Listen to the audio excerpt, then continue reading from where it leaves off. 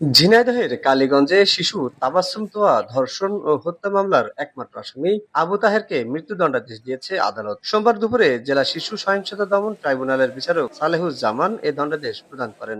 একই সাথে ৫ লাখ টাকা ক্ষতিপূরণ ও অন্যান্য একটি ধারায় ৭ বছরের কারাদণ্ডে দণ্ডিত করা হয়। মামলার বিবরণে জানা যায়, চলতি বছরের ২৫ ফেব্রুয়ারি কালীগঞ্জের বাদুরগাছা গ্রামের ৫ বছরের শিশু তাবাচ্চুম বাড়ি থেকে নিখোঁজ হয়। পরদিন সকালে পরবর্তী একটি বিদ্যালয়ের সেপটিক ট্যাঙ্ক থেকে শিশুটির মরদেহ উদ্ধার করে পুলিশ। এ ঘটনায় শিশুটির পিতা ওই দিনই অজ্ঞাতদের আসামি করে কালীগঞ্জ থানায় মামলা দায়ের করে।